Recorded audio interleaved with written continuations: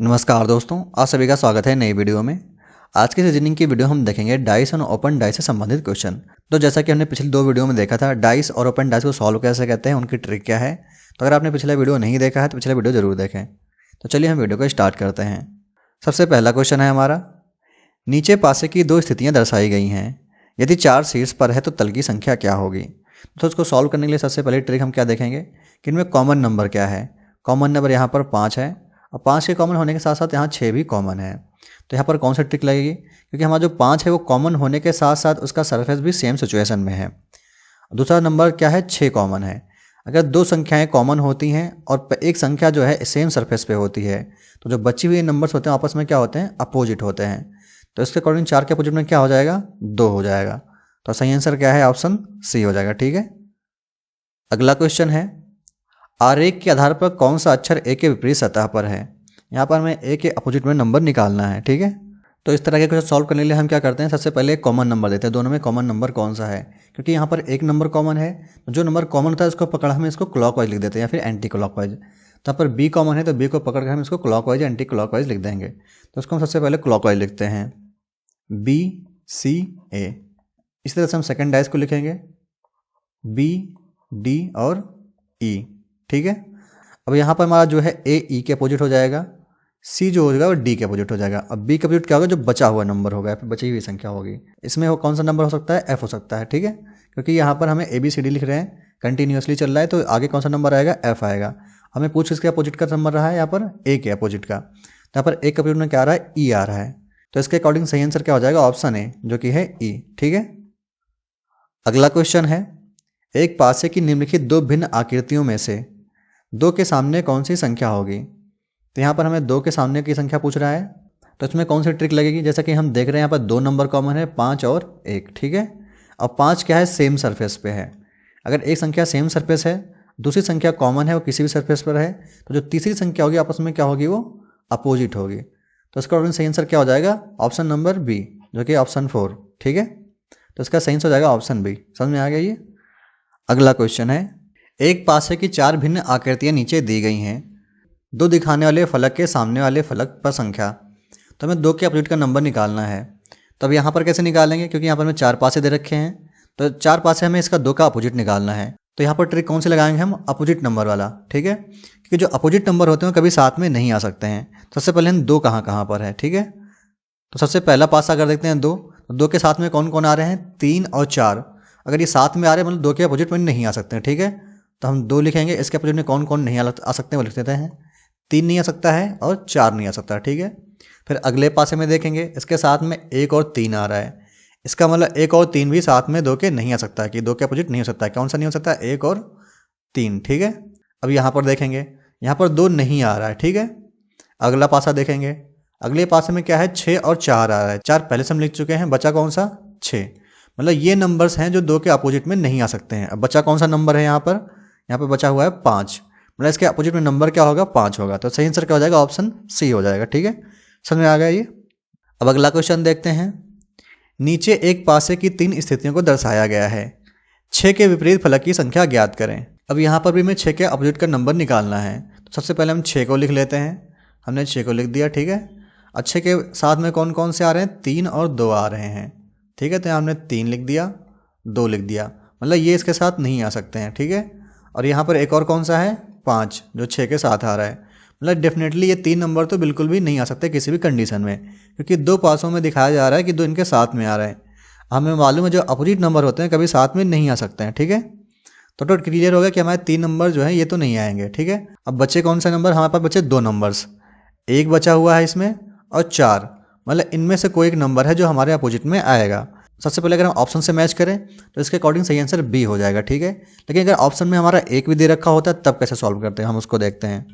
सबसे पहले हम इन 2 पासों को देखते हैं, क्योंकि ये एक पासे की 3 स्थितियाँ हैं हमारे पास। सबसे पहले इस पासे को देखते हैं, यहाँ पर 5 जो है सेम सरफेस पर है और कॉमन भी है। उसके बाद क्या कॉमन, इसमें 3 कॉमन है। तो जो बचे हुए नंबर्स होंगे आपस में वो क्या होंगे, कॉमन होंगे। तो इसके अकॉर्डिंग 6 के अपोजिट में क्या हो जाएगा, 4 हो जाएगा। तो इसका सही आंसर दोस्तों क्या हो जाएगा, इसके अकॉर्डिंग भी ऑप्शन बी हो जाएगा। ठीक है, इसका मतलब हमारा जो सही आंसर है ऑप्शन बी हो जाएगा। ये समझ में आ गया। अगला क्वेश्चन है, एक पासे की 4 स्थितियां दर्शाई गई हैं। शीर्ष पर 5 हो तो तल पर क्या संख्या होगी। तो बेसिकली हमें यहाँ 5 के अपोजिट का नंबर निकालना है। 5 के अपोजिट निकालने के लिए सबसे पहले यहाँ पर कौन सा ट्रिक देखेंगे हम, सबसे पहले यहाँ पर हम कॉमन नंबर की देखेंगे। कॉमन नंबर कौन सा है, कहीं पर 5 है कॉमन यहाँ पर। तो सेकंड की बात करें और फोर्थ की बात करें तो हम कॉमन नंबर कैसे लिखेंगे यहाँ पर 5। 5 के साथ में कौन कौन से नहीं आ सकते हैं, यहाँ पर 3 नहीं आ सकते हैं, 1 नहीं आ सकता है, और यहाँ से अगर हम देखें तो 2 नहीं आ सकता है। ठीक है, मतलब ये 3 नंबर है जो इसके साथ कभी भी नहीं आ सकते, क्योंकि ये हमारे जो है पासे के साथ दिखा रहे हैं। हमें मालूम है जो अपोजिट नंबर होते हैं वो कभी भी एक साथ नहीं दिखाई देते। तो हमें क्लियर हो गया 3, 1, 2 नहीं आ सकते। अब हम देखते हैं फर्स्ट और सेकंड डाइस के साथ। यहाँ पर कॉमन नंबर क्या है, 3 है, तो हम 3 को पकड़ते हैं और क्लॉकवाइज लिखते हैं। ठीक है, तो यहाँ से लिख सकते हैं हम 3, 4, 2। इसके अकॉर्डिंग अगर सेकंड में देखें तो हम क्या लिखेंगे, क्लॉकवाइज लिखेंगे तो 3, 5, 1 आ जाएगा, 3, 5, 1। तो यहाँ से हम अगर देखें 4 के अपोजिट में क्या आ रहा है, 5 आ रहा है। तो इसके अकॉर्डिंग सही आंसर क्या हो जाएगा, 5 के अपोजिट निकालना है हमें, तो 5 के अपोजिट क्या हो जाएगा, 4 हो जाएगा। तो सही आंसर क्या हो जाएगा, ऑप्शन बी। इसी तरह से अगर हम सेकंड की बात करें और थर्ड की बात करें तो यहाँ पर कॉमन नंबर क्या है, यहाँ पर तो 1 है। अगर हम 1 को पकड़ कर देखें 1, 3, 5 आएगा, तो यहाँ से लिखेंगे 1, 3 एंड 5। इस तरह से यहाँ से हम देखेंगे तो क्या आएगा, 1, 6 एंड 4। तो यहाँ से हमें 5 के अपोजिट का नंबर मिल रहा है 4, तो इसके अकॉर्डिंग भी सही आंसर क्या हो जाएगा, ऑप्शन बी हो जाएगा। ठीक है, ये क्लियर हो गया। इस तरह से अगर हम फोर्थ में देखें और कोई और एक पासा देखें जिसमें कॉमन नंबर है, तो कॉमन नंबर कहाँ दिख रहा है हमें, यहाँ पर 2 के साथ दिख रहा है। ठीक है, तो अगर हम इन दोनों में ध्यान दें तो 2 के साथ कॉमन होने के साथ साथ 3 भी हमारा कॉमन है। ठीक है, लेकिन 3 कॉमन होने के साथ साथ सेम सरफेस पर भी है। ठीक है, यहाँ देखेंगे आप, ये सेम सरफेस पर है। और अगर हमें मालूम है 2 संख्याएं कॉमन है और एक संख्या उसमें से सेम सरफेस पर है, तो जो बचा हुआ नंबर होगा आपस में अपोजिट होगा। तो इसके अकॉर्डिंग 4 और 5 क्या हो जाएगा, आपस में अपोजिट हो जाएगा। मतलब इस फॉर्मूले के अकॉर्डिंग भी हमारा सही आंसर क्या हो जाएगा, ऑप्शन बी हो जाएगा। ठीक है, तो यहाँ पर दोनों मेथड अप्लाई करके हम इसका आंसर निकाल सकते हैं। ठीक है दोस्तों, ये समझ में आ गया। अब अगला क्वेश्चन देखते हैं। एक पासे की 4 स्थितियों को दर्शाया गया है, तो 6 के विपरीत की संख्या बताइए। तो सबसे पहले हम पासे में देखते हैं 6 कहाँ पर है, तो थर्ड पासे में हमारा 6 मिल रहा है। ठीक है, तो 6 के साथ में जो नंबर आएंगे कभी अपोजिट नहीं हो सकते, क्योंकि हमें मालूम है जो अपोजिट नंबर होते हैं एक साथ कभी दिखाई नहीं देते हैं।